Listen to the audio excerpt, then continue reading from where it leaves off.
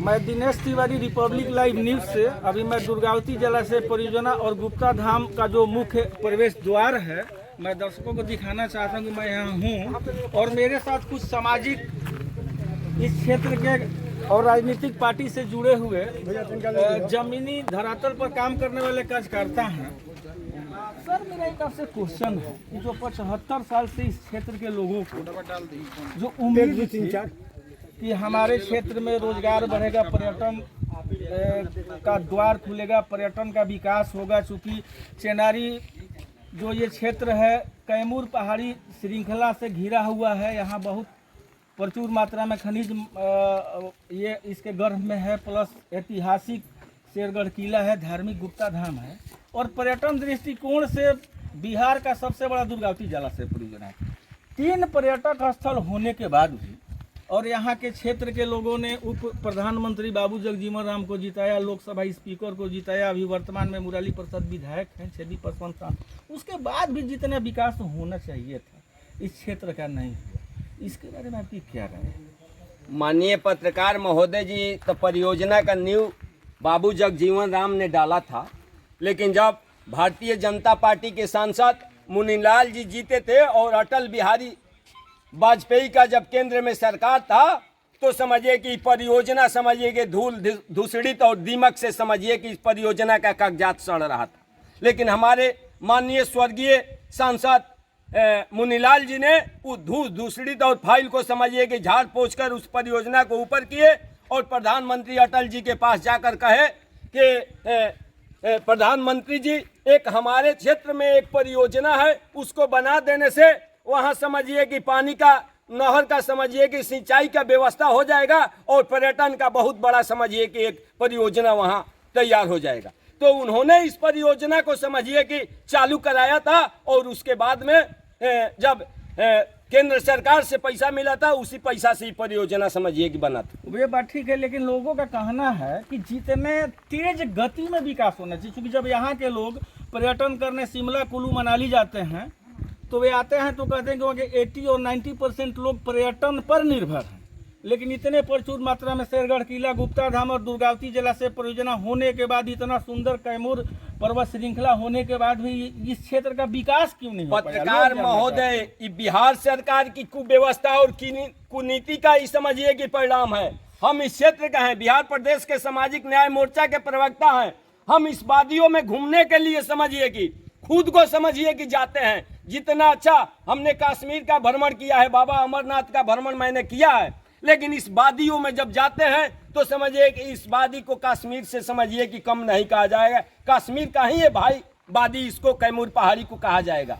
लेकिन बिहार सरकार की जो कुव्यवस्था है, इस समझिए कि रोड को खराब कर दिया जाता है, इसका मरम्मत नहीं कराया जाता है। केंद्र सरकार 70% पैसा देता है, 30% भी पैसा डेवलपमेंट के लिए, विकास के लिए नहीं लगा सकता। और मेरा क्वेश्चन, आप बीजेपी के कार्यकारिणी के सदस्य हैं और बीजेपी भी मुख्यमंत्री नीतीश कुमार के साथ रह के सत्ता में रही है, लेकिन यहाँ के लोगों का कहना है कि डैम और दुर्गावती जलाशय परियोजना पे आने के लिए चेनारी से 2 स्टेट हाईवे आती है, लेकिन अतिक्रमण जाम के चलते जो पर्यटकों को आना चाहिए वो नहीं आ पाते हैं। ये तो राज्य सरकार की कुव्यवस्था का ही है। राज्य सरकार के पास सारे संसाधन है, प्रशासनिक व्यवस्था है, तो समझिए कि कहीं न कहीं राज्य सरकार की विफलता न कहेंगे। चेनारी में अतिक्रमण को आप मानते हैं और जाम की समस्या के चलते जो पर्यटक को यहाँ आने में असुविधा होती है? हाँ, होता है। मेरे साथ अभी समझिए कि बोटिंग करने के लिए और इस वादी में समझिए कि सैर करने के लिए और गुप्ता धाम के तीर्थ स्थल को दर्शन करने के लिए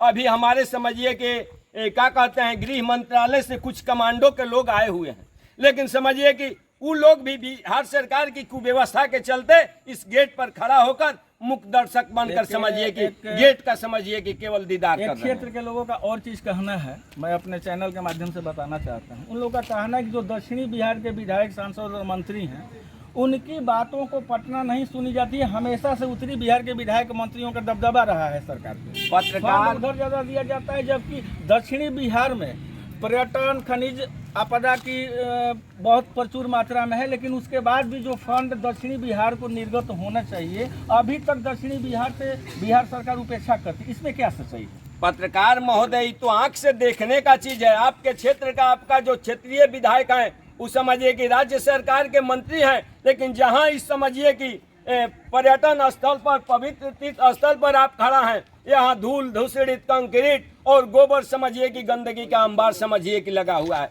तो ये कहने का चीज थोड़े है।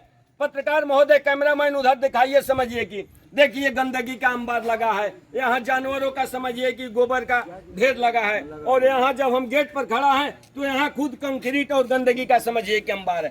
तो पत्रकार महोदय जी हमसे क्या कहवा रहे हैं, ये तो खुद आपको देखने को मिल रहा है। आपका परिचय? मेरा परिचय है, मैं अखिल भारतीय सामाजिक न्याय मोर्चा का प्रदेश प्रवक्ता हूँ और गुप्ता धाम कमेटी का प्रवक्ता हूँ। मेरे साथ एक और क्षेत्र के जाने माने और सामाजिक कार्यकर्ता और समाज के लिए एक एनजीओ चलाने वाले, चूँकि इनके एनजीओ के द्वारा मैं अपने दर्शकों को बता दूं कि गुप्ता धाम के जितने यात्री आते हैं उनके स्वार्थ ये एनजीओ चलाते हैं। अभी मेरे साथ राम और तिवारी जी जो है, उनसे मैं पूछना चाहता हूँ, ये जो गुप्ता धाम का जो रोड है या जो विकास नहीं है, उसमें वन विभाग की भूमिका को आप कितना मानते हैं? एक गाड़ी पे हम तो खुदे नहीं जाते।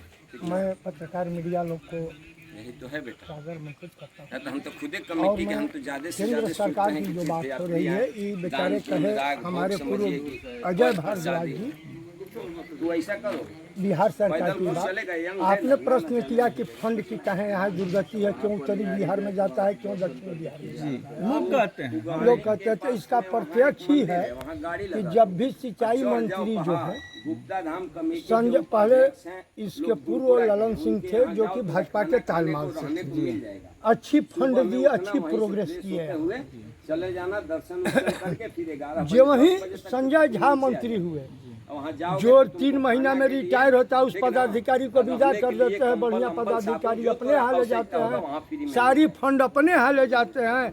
आज तक 2-2 साल काम इतना करके आधा पर सारा योजना लटका हुआ है। ये सारी योजना लटकी हुई है, इसका टोटल श्रेय जो आता था आदमी जगता सिंह को कहते थे कि जगता सिंह डुबा दिए, अब तो टोटल श्रेय में संजय झा और नीतीश डुबा रहे हैं। दुर्गावती जलस्तर पर मेरा खास नहीं है। अच्छा, अब वन विभाग चूंकि इस क्षेत्र में 3 एक ऐतिहासिक शेरगढ़ किला भी है वही बता जो रहे हैं, पर्यटक स्थल में आता है, धार्मिक जो है न्यास में, और ये 3 होने के बाद भी इस क्षेत्र का विकास आज तक नहीं हो पाया जिस गति में होना चाहिए। इसका विकास न होने का कारण मेन वन विभाग है। वन विभाग कभी नाका लगा देगा, कभी बैरियर लगा देगा, कभी लूटेगा, कभी घसोटेगा, पैसा मिलेगा तो टेंडर नहीं निकालेगा, विभागीय कराएगा। विभागीय कराने का मकसद क्या है कि हमारा लूट घसोट चालू है। टेंडर रहेगा तो नहीं ना लूट घसोट चालू रहेगा। हर विभाग में टेंडर होता है, मनरेगा में टेंडर होता है, वन विभाग में क्यों नहीं होता है? इसलिए मैं प्रधानमंत्री और गृह मंत्रालय से इसको मांग कर रहे हैं कि ईडी से इसको जांच कराया जाए, कि ताकि जितना का रकम है लगता है कि मैं जेब में जाता है, कितना बढ़ता है। आज डीएफओ को फोन कीजिए, इसके कान में जूं नहीं रोकेगा, फोन नहीं उठाएंगे।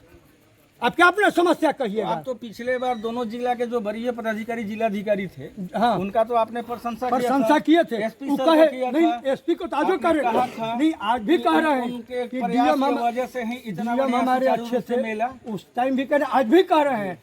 लेकिन जहाँ लूट घसोट की बात आई, नाका बंद करके विभागीय करने की बात आई, तो डीएफओ के दिमाग में नहीं आया कि हम टेंडर निकाले। ये तो विभागीय करा के चलिए भैया, यहाँ बोर्ड लगाया है डीएफओ, आप वहीं पढ़िए, डीएफओ का बोर्ड लगा हुआ है, मेरा बोर्ड नहीं लगाया हुआ है कि प्रगति में काम चल रही है, और कहीं रोड में काम ही नहीं चल रहा है। ये देखने की चीज़ हमको दिखाइएगा, देखिए तो आप फोन कीजिएगा तो फोन नहीं उठाएंगे कि कोई मर रहा है कि जी रहा है।